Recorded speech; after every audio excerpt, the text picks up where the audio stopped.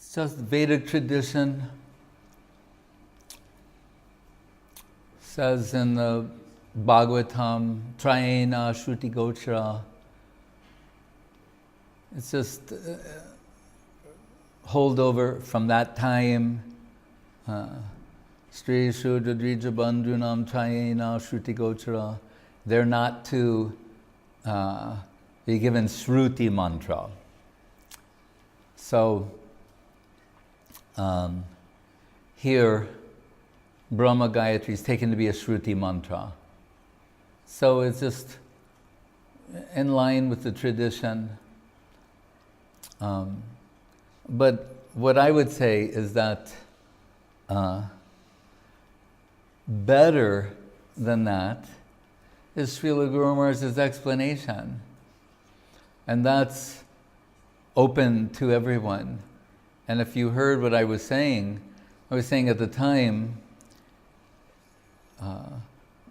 those of us who had received this mantra, sometimes were inquiring, what is the meaning?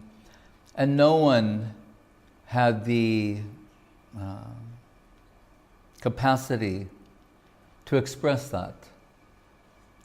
But Srila Guru Maharaj, he expressed this.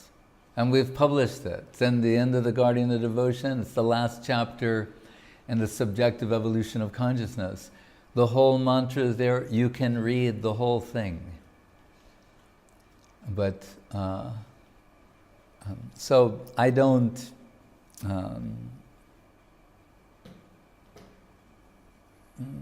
think it's much of an issue.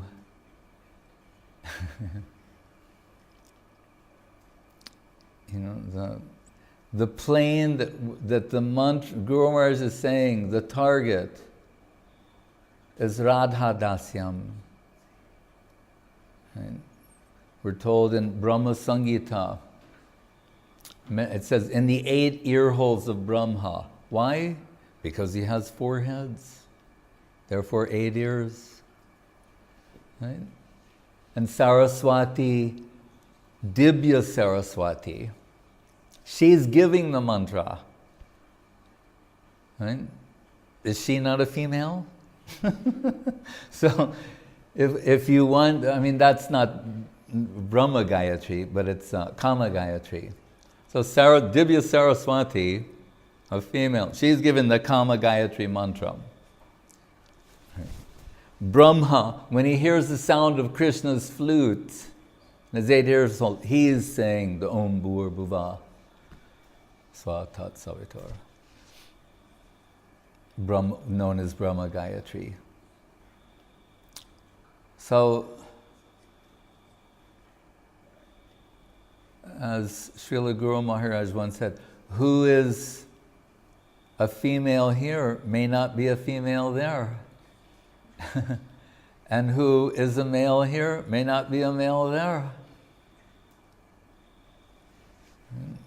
On the veranda in Dum Dum Park, once, Srila Gurudev, there are different pictures, you know, on the wall. Acharya's, some picture, Mahaprabhu and his associates, different pictures. Who are Mahaprabhu and all his associates? Not all of them. His principal associates are gopis in Vrindavan, and they've descended in Gaur Leela. They take on male forms. That has some purpose also, so that the imposition of an enjoyer will not be placed upon Krishna descending as Mahaprabhu, the mistake of the Gauranagaris. Take him to be Krishna as an enjoyer. But anyway, looking on that wall, you saw the picture of Bhaktivinoda Thakur, and it's that very picture in front of us. See Bhaktivinoda Thakur with the beard and the japamala, and Gurudev musing at that time, and he said, and to think, you know, in the spiritual world, he's a 14-year-old girl. So,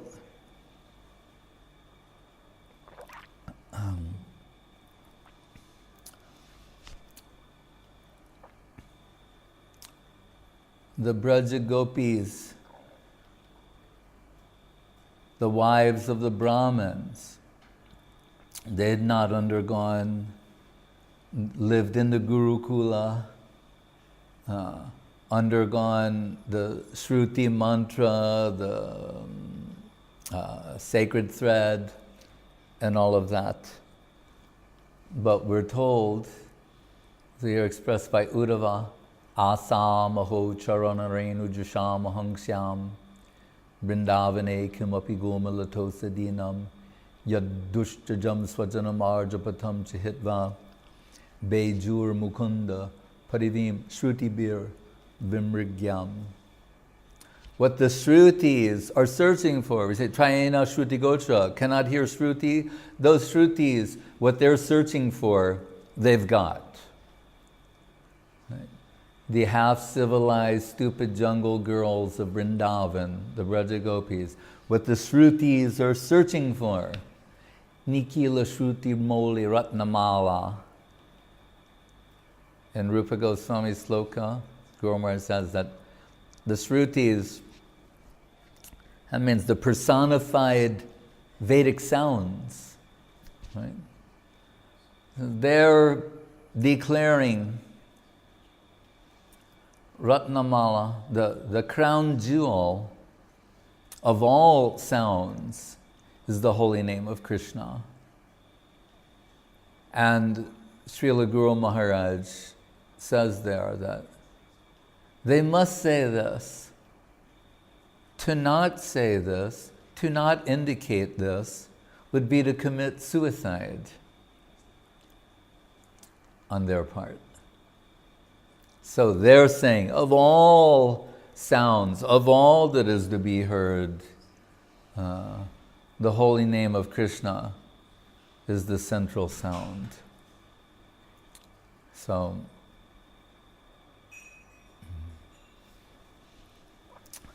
Ekasya Shrutameva Labhati Matim Krishneti Namaksharam Sandrunmara Paramparam Upanayat Anyasya Bangshi Kala.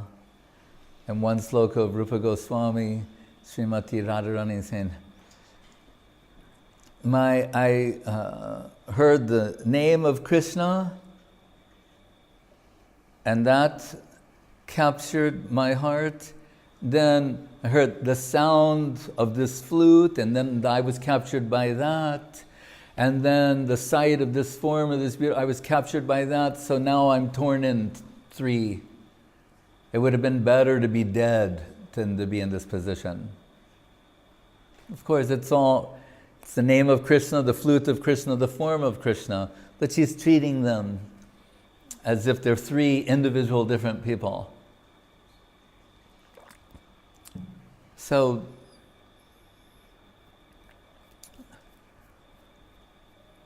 Radha Dasyam, Guru Maharaj is revealing in his explanation that this is the purport of the Brahma Gayatri, is the service of the holy lotus feet of Srimati Radharani. And what is it telling here? In different places, the Braja Gopis, they've got that. Right? So, in the modern world, we want to try and tie identity to gender. That is not Krishna Das, Radha Dasi, Jive, Swarupai, Krishna Nityadas. Spiritual identity is not tied to gender. But from this position, one can, whatever one's position is, Stane stita shrutikatam tanuvan manobir,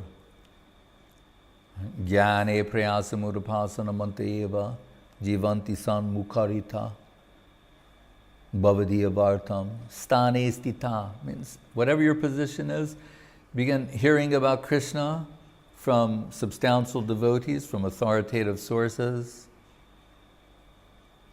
Pravishta karna randrena swanam bhavam saroruham dunoti shamalam Krishna shalilasya yata sharat. Krishna conception through the ear enters the heart, and the flag of Krishna conception is planted there. And the experts have said, once this has happened, then it is a matter of time before Krishna conception establishes its supremacy and totality, exclusiveness over the whole heart.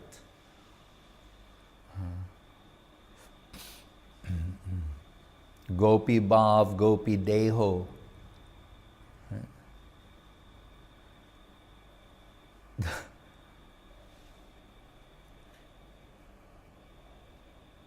Sometimes the gopis are joking with Krishna and saying that he stole the wife of Narayan, Lakshmi Devi.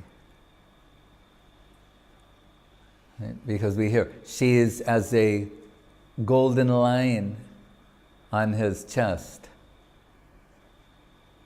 Right? Sri Lekha. These marks on the chest of Krishna are indicative of the presence of the goddess of fortune. And they're saying, shamelessly, he's taken Vishnu's consort as his own.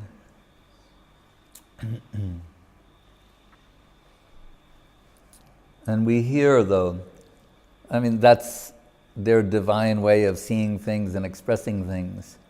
But when the wives of Kaliya, after their husband was converted by the magic wand of the lotus feet of Krishna into a Vaishnava, and they began realizing his good fortune and expressing that in their prayers. One of their prayers is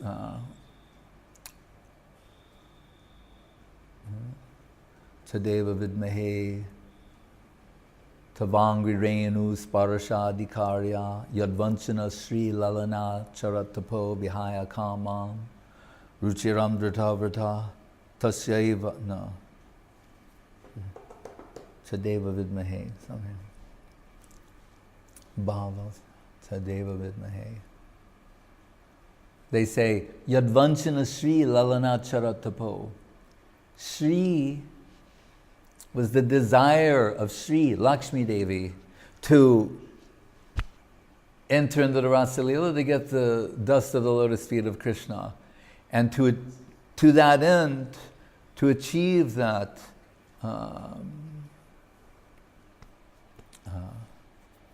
that extraordinary and rare achievement, to try that and achieve that.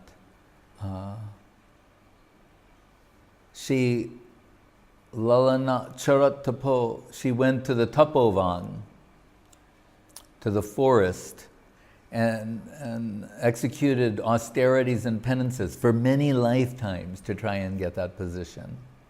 And they're thinking, and their prayer, they're saying, but she could not yet. But our husband, and they're seeing, this is after Krishna had danced all over the heads of Kali, and his heads are very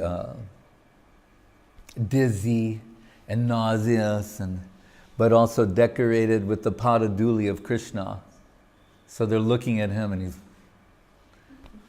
and they're saying, but what the goddess of fortune could not achieve, he did. He got that. How extraordinary is that? And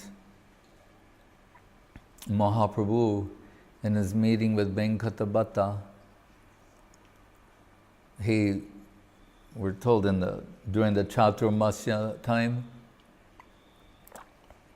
the 4 months where traditionally sannyasis would not travel due to the rainy season and unfit conditions, he stayed at the house of Venkatabhatta. The uncle Gopal Bhatta Goswami, brother Prabodhananda Saraswati, but Sri Vaishnavas, worshippers of Vishnu. And one day, after so many days of having wonderful Hari Katha, Krishna Katha, Mahaprabhu said to Venkatabhatta, why is it that your Lakshmi Devi wants to have rasa with my Krishna? A little teasing. And Venkatabhatta, there's a famous slogan, what is it? Siddhanta Abhedepi Sri Shirsayo. And it says, he said, Siddhantically speaking, Krishna and Narayana, they're the same. So why should there be any doubt or suspicion there? But Krishna is known as Rasaraj. Vishnu has his reputation, and Krishna is known in a particular way. He is known as Rasaraj. So if she wants rasa, then why not go to Krishna? Krishna and Vishnu identical. That was his response. And Mahaprabhu said, that's a good answer. It's in line with the scriptural understanding. Very good answer. But what I don't understand, though, then, is why she wasn't given entrance into the Rasa Leela. What you say makes sense, but then how come she is not given admittance? And furthermore, we told before, these Shrutis, personified Shrutis, the personified Vedas, they were given entrance. The Dandakaranya Rishis were given entrance. But not Lakshmi Devi. At this point, Venkatabhatta, his mind was blew a fuse. It was beyond what he could conceive. He said, this is going beyond logic, reason, rationale, human discussion. It's entering another domain. And Mahaprabhu told him that the goddess of fortune doesn't have the adhikar to participate in those pastimes. That's Rup Damodar tells in the Hera Panchami pastimes. Lakshmi Devi doesn't have the adhikar. It means, eligibility, capacity, qualification. So we can say, the goddess of fortune, the goddess of wealth, can't buy a ticket for the rasa dance with all of that wealth. Why? And he said, because as Lakshmi Devi, she wanted to enter. That's incompatible. He said, whereas the Dandakaranya Rishis, Veda Stuti, personified Vedas, they took on Gopi Bhav and Gopi Deho, the heart and form of gopis, their devotional mood, their heart, and Gopi Bhav and Gopi Deho, the form of gopis, and then they participated there. Whereas the goddess of fortune, as in her Aishwarya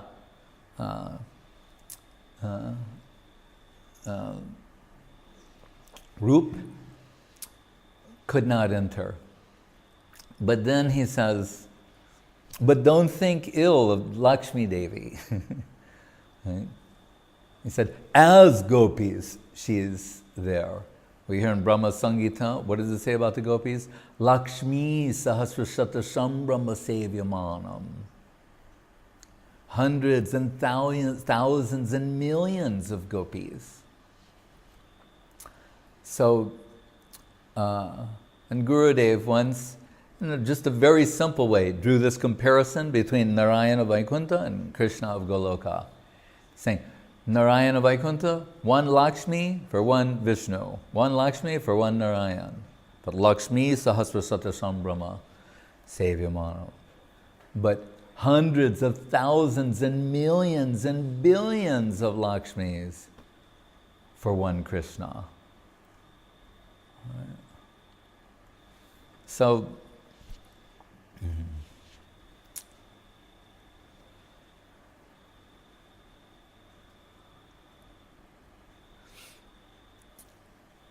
so from a mundane point of view, you can say, they're not qualified to do certain Vedic ritualistic performances. Not only because we say they're women, but they're Vaishyas, cowherds. So they're not Brahmins, Kshatriya, but Vaishya, right in the middle. Sometimes Srila Guru Maharaj will say, Krishna conception is in the middle. It's the central conception of the infinite. Krishnera Jateka Kela Saratam Naralila Naravapu Tahara Swarup Gopavesh Venukar Navakishore Natabar Naralila Hoy Anurup. Right in the center, the human-like pastimes of Krishna are perfect for expressing the full spectral range of loving possibility and reciprocation. But we see sometimes in Goswami literature, when the Braja Gopis are pressed to respond in some particular situation, that they have extensive knowledge of the scriptures, Puran, everything, and of Sanskrit language and all of its intricacies. So they're really, we'll say that they're suppressing this sort of knowledge, this aspect of themselves. It only comes out under service necessity. And as we see in Gaura Leela, it's Braja Gopis who take on the position of the Goswamis. And they're writing so many books. Jiva Goswami, the ultimate Sanskrit scholar, Rup Sanatan Raghunath Das. They're writing these incredible books. So many pastimes in perfect Sanskrit.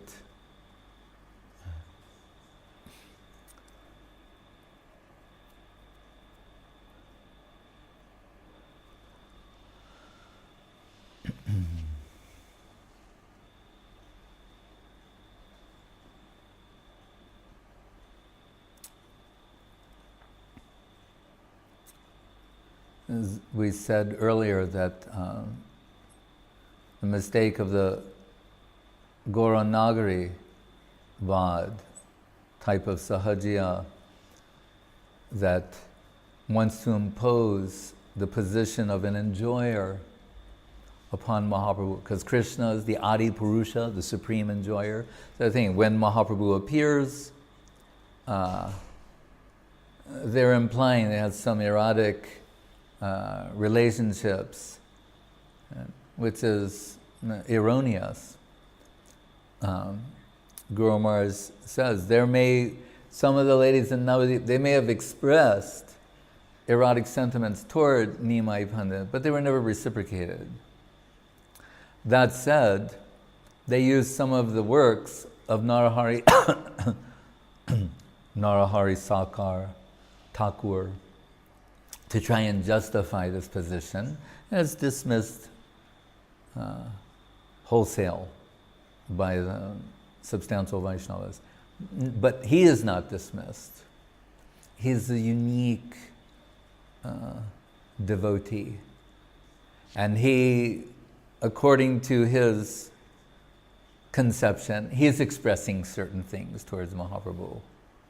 And one of his slokas Guru Maharaj liked very much, this Gopinam Kuchukum Kumena Nichitam Vasya Kimasyaranam, where he says to Mahaprabhu, I don't recognize your sannyas.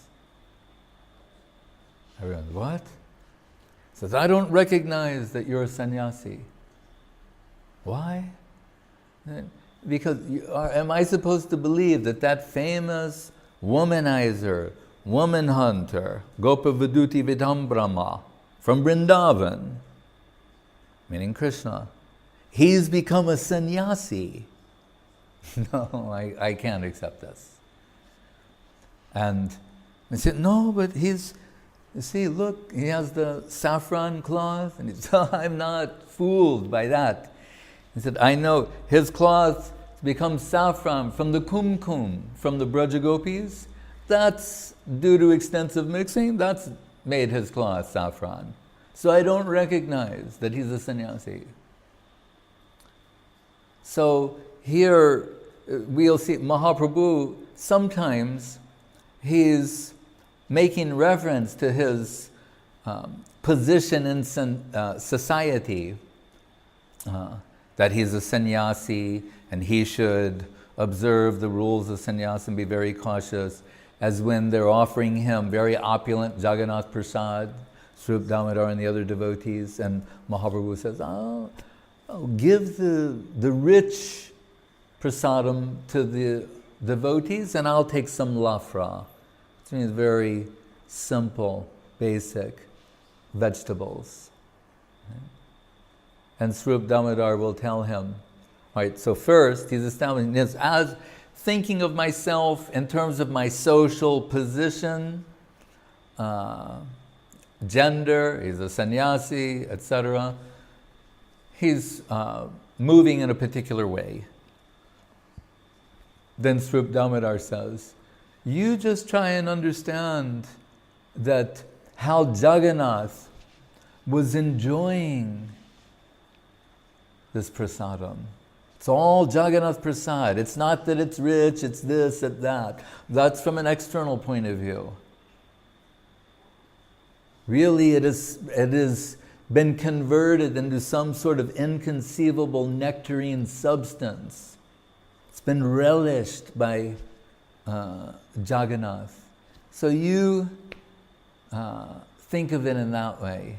And these other considerations, leave them behind. When Mahaprabhu and Nityananda Prabhu and the other devotees are visiting Kirchor Gopinath, and he tells the story to all the devotees, the pujari also brings some kheer for Mahaprabhu and his devotees. 6 pots or so. And it's mentioned there that in one sense, Mahaprabhu's already tasted this as Krishna, right? As Gopinath. But here, as Mahaprabhu, Radha Bhava Duty Suvalita, enriched with the heart and halo of Radharani, he will now relish prasadam. When he was Gopinath, they offer him the bhog. Right? And as Gopinath, he's enjoying that. But here, it's pointed out by Krishnadas Kaviraj Goswami that Mahaprabhu, he's relishing being in this position as a devotee. It will have a different taste. Right? And he'll taste it in a different way than when Krishna took the bhog. Now it's prasad. Krishna adharamritam, because it's the nectar of Krishna. Now from the devotee's point of view, that will be tasted and it'll be more relishable. So we don't want to pass judgment from some external way of seeing.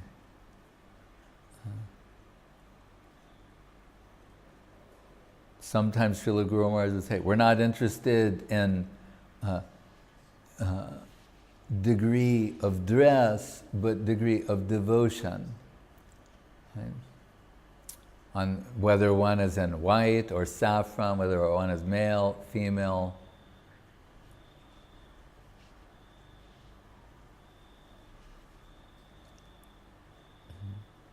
But there will be the pull of karmic circumstance will be there. And Guru Maharaj gave an interesting observation in that regard. Because there's something that's called prarabdha karma, and without going into that, that means more or less what you're stuck with in this lifetime. Not future, past, that this is like what you have to deal with in this lifetime. And there are some who are of the opinion that, some school, you have to get rid of that, then you will hear the people say, and your next life, you'll be born in India. I know many people are going, oh God, no. I used to have a fantasy when I was collecting in Calcutta that my next birth, I would be a Telawala on Mahatma Gandhi Road. Telawala, they're the ones, they have these two-wheel cart, looks like a ladder on two wheels, and they put 12 Elmiras on it, and these two guys carry it up the road and then carry it back down the road. And I thought, oh, that's what it's going to be a Telawala on Mahatma Gandhi Road. They're not saying you have to be a Telawala on Mahatma Gandhi Road, but they're thinking when you finish with your prarabdha karma, then you'll get some real nice birth in India. Anyway, that's another conception.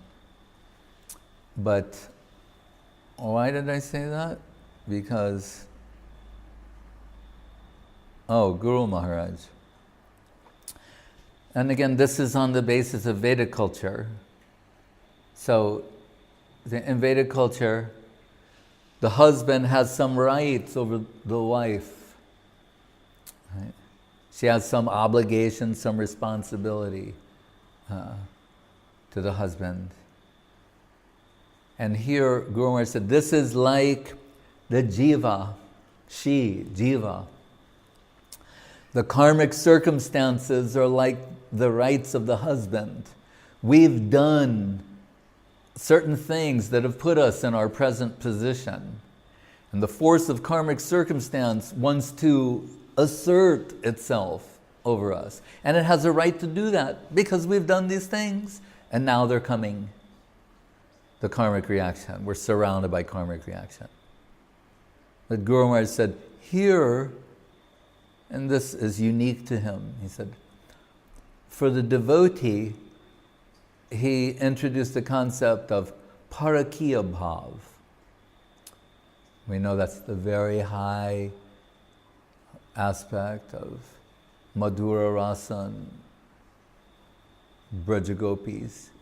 But he is applying it in life, saying, just as the paramour, parakiya, paramour, they make the husband think that they're completely dutiful and absorbed in their duties, while really within their hearts, they're with the paramour.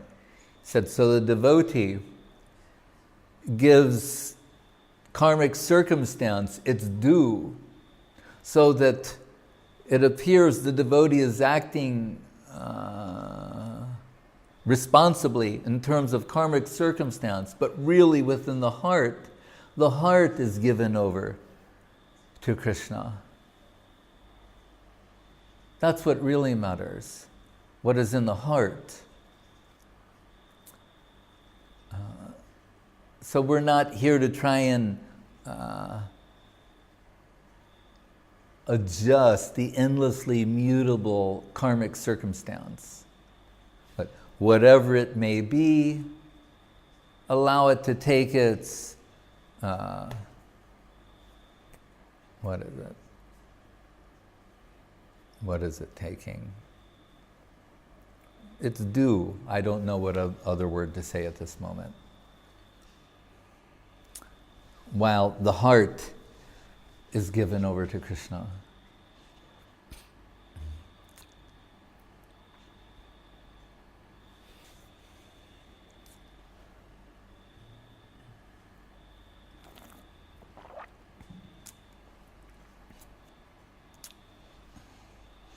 Any other question?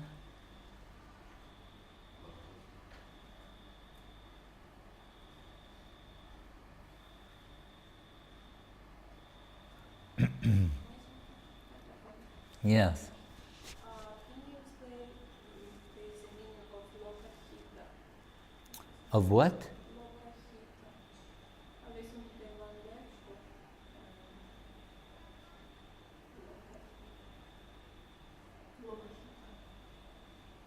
Lokahita. Loka Siddha? Oh, Loka Hitam? Is it something I said? Like 2 days ago? Oh. I can't hear what you're saying.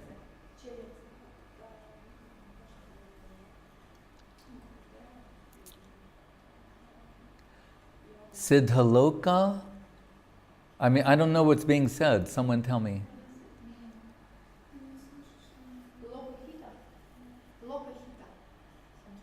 She heard something. She was listening to the lecture. Of what I said? No, Gurudev. Oh. Well, I'd have to hear that, what he said, but Loka Hita means what's ultimately beneficial for the people. It's a famous sloka in the second canto of the Srimad Bhagavatam. That's what it means. What's ultimately beneficial, for what's good for the people. Loka means, sometimes Loka means people. So Sukadev Goswami saying to Parikshit Maharaj,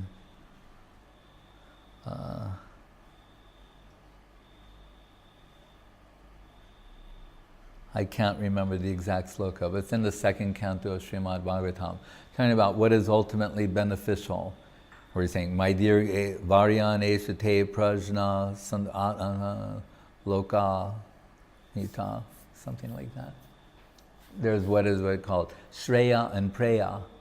Preyas means what is immediately beneficial, short-term gain, and Shreyas means what is ultimately beneficial, long-term gain.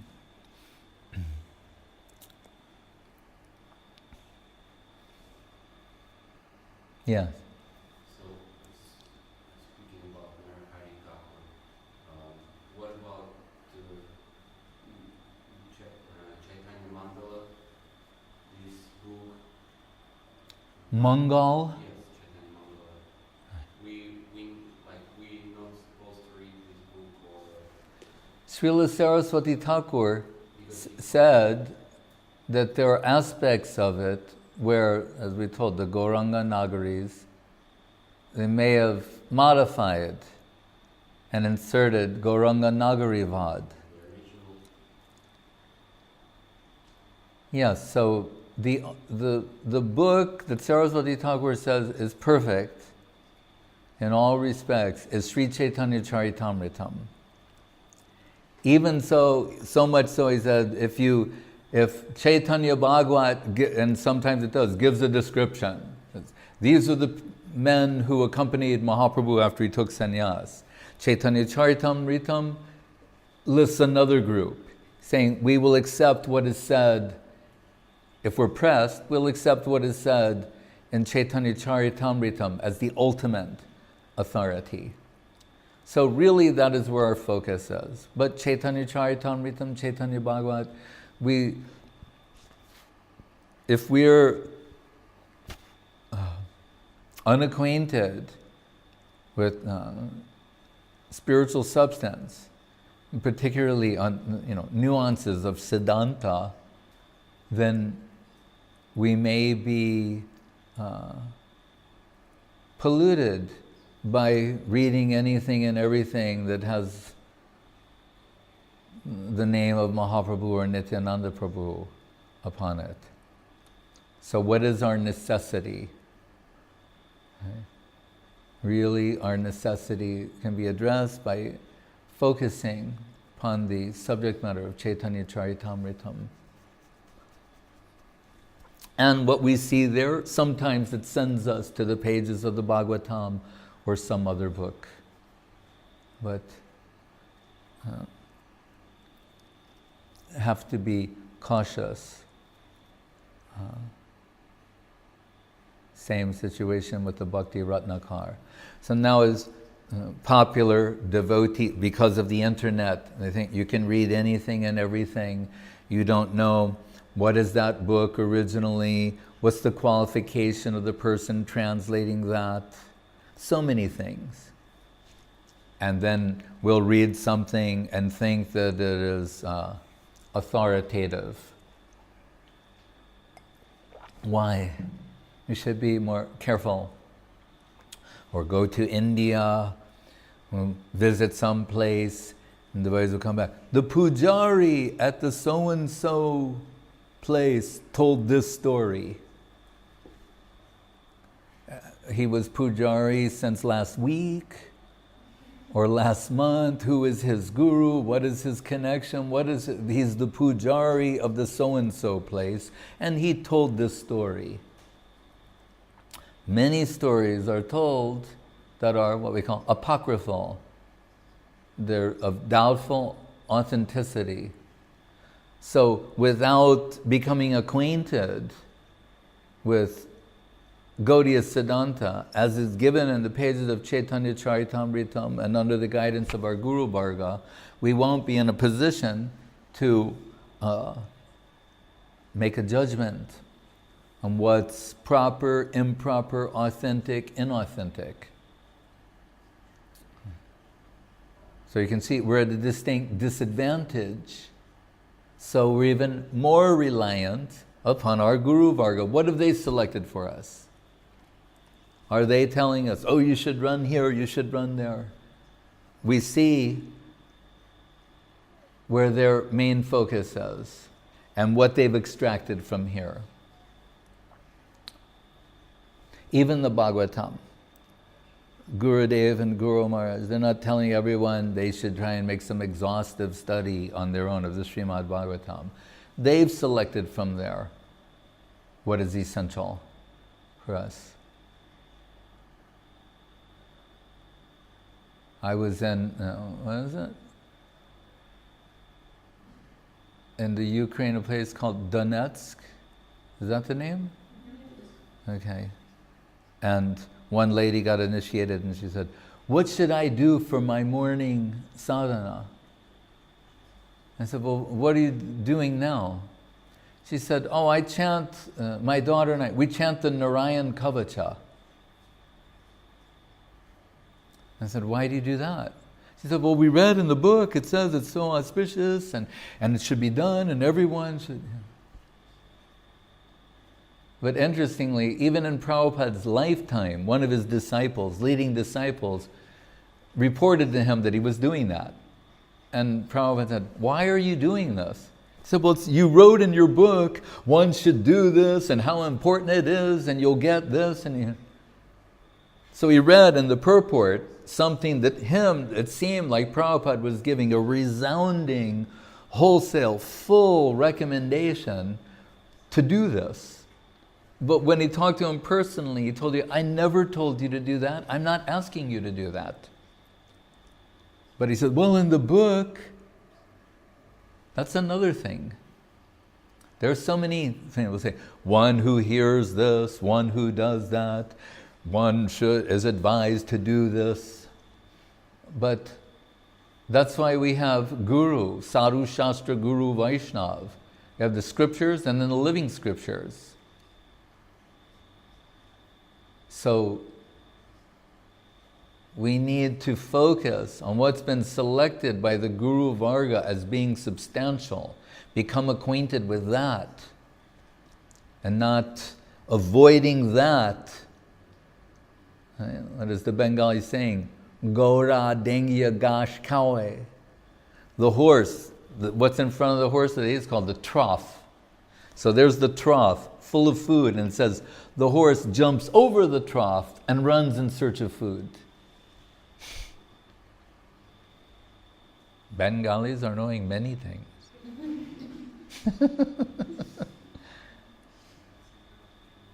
So they're serving nectar to us on a golden plate.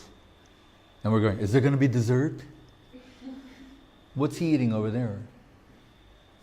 That guy over in the dark, I can't see it. We're our own worst enemies. So it's better, these things are so important, it's better to err on the side of caution.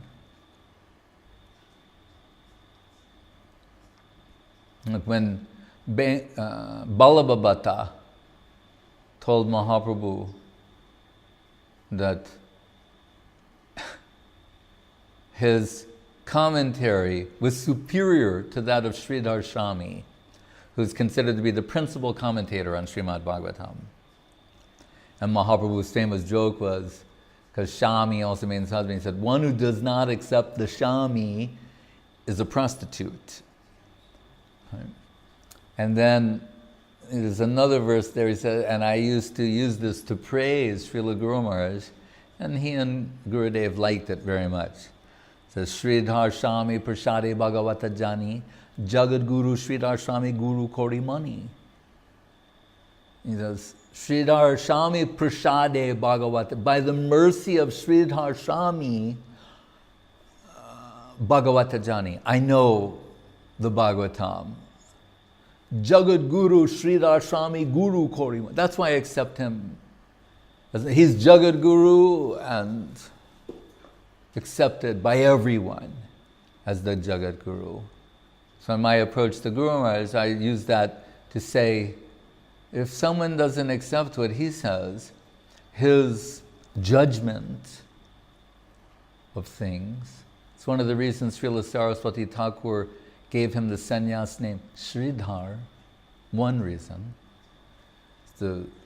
His commentary stands supreme among all others. So, when that Balabhacharya persisted, and he said also, I can give so many explanations of different names of Krishna. And Mahaprabhu said, oh, I only know two. Yashodanandan and Shyamasundar. In fact, I'm incapable of knowing more.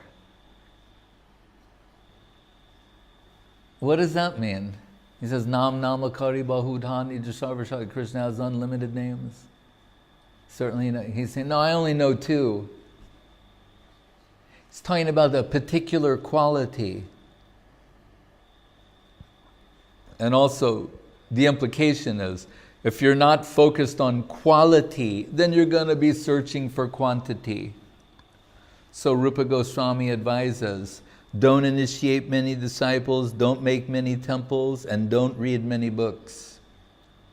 He's told this will be, how do you say? Detrimental to the culture of pure devotion.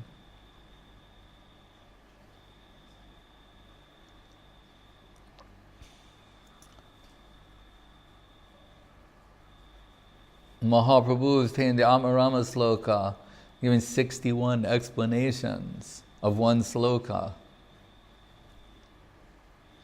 So we should not think that our Guru Varga, that they've given so much for us to focus on in our study, and that they forgot some really important thing they forgot to tell us. And we'll find that. Right?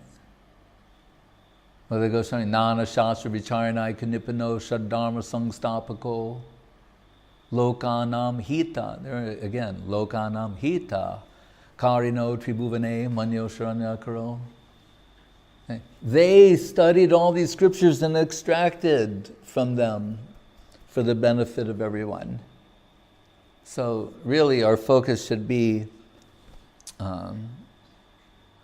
narrow in this sense. Like Guru said, most exclusive, only that we're narrowing our focus to what is all comprehensive.